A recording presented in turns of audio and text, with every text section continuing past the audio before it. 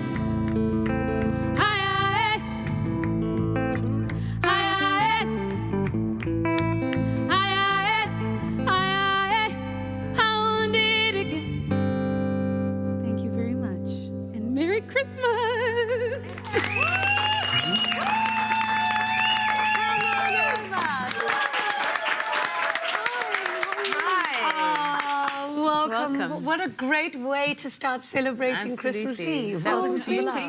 Thank you so much. Merry Christmas. Yeah, Merry Christmas to you. You both look stunning. Really nice to spend time with you today. Thank you so much for visiting us today. So you both come from a musical family, and it's no wonder that the two of you are sisters. Yes.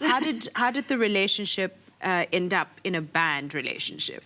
Because, I mean, working with family is very different from being family. True. So with Sam, when I first said to her, Sam, I'd love for you to sing with me. We grew up singing together. I know we have this chemistry. She was like, are you sure, Mabel?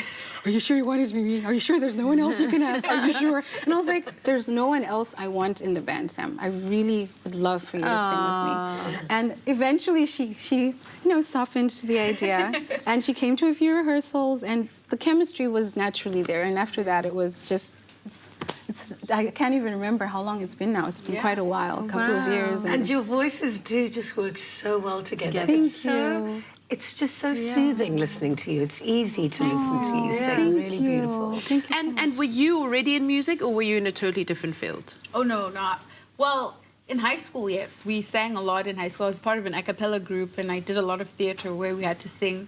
But university is a totally different ballgame. You're always busy. Yeah. And so I didn't really get into music at all. I was studying my honours when we started my honours in environmental science. So when she was asking for band practice, I'm like, I have to study. I don't have time to be singing. Yeah.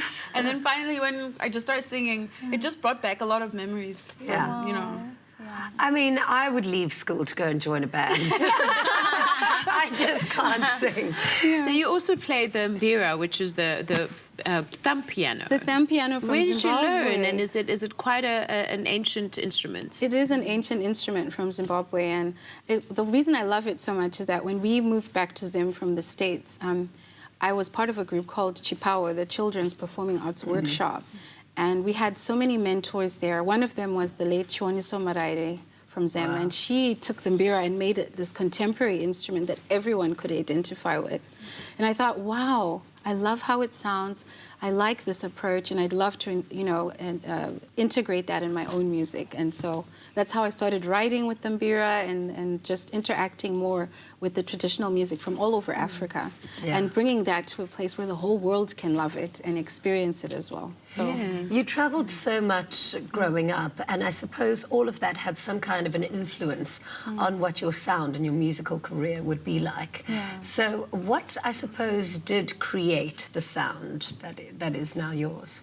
Wow, there's so many little things. But when you say that, one of the memories that always comes right to the fore of my mind is waking up in Ethiopia at sunrise from our room, and we could see the mountains in the distance, the Entebbe Mountains.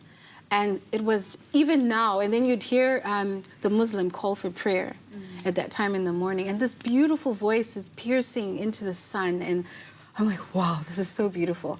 And for me, when I write, I like to capture some of the images I see through sound, the feelings that I have. You know, what note would give that kind of feeling? And so, yeah, sometimes I write, like, at the break of dawn, my husband is like, honey, what are you doing on the piano or the keyboard?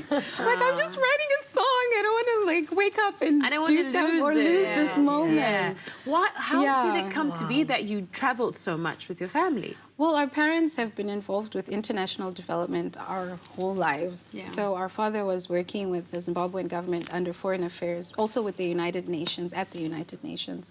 We were in Ethiopia as well, attached to the African Union. Our mother is an international trade expert. Wow. So we've had some amazing parents to look up to, and through all of that, they really took time to spend time with us. And our love for music comes from our dad as well.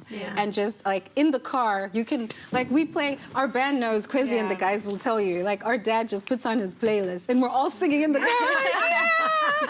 And I think that was a big influence on us as well. And his love for music, his talent, being a singer as well. It's such a blessing to be able to travel like that and to live in different parts of the world. I'm so jealous. It shapes you eventually. And how did you meet your bandmates? Wow, that's a lovely story. So I was leading worship at the Baxter Theatre. Then it was His People, now Every Nation. And most of our band... I used to go there. I always say to people who've been to Baxter, we're family. Because really, it's such a special time when you're there, you know. And we've formed deep friendships. We've known each other for years, and we trust each other. They know, which I normally do. Like a set list is like a guide. It's an outline. In the show or when we're now performing, I go with my heart. And they understand that, and we flow together. I can feel if Kwezi has a line coming. I'm like, oh, Kwezi, bring it. Just play it, whatever it is.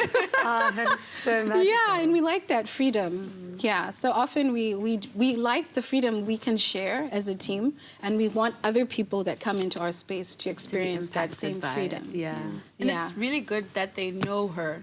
Because Mabel is a very free spirit on stage. When she performs, she can jump off and go, let's go, come on, people. And then she brings everyone. And then so they have to keep playing and they have to follow her lead. And they're very good with that because they've played with her for so many years. Well, we're so blessed to have that energy in our loft today. Thank you so much. You're going to be performing for us a little bit later as well. But the most important thing about Christmas Eve is the food. Oh, yeah.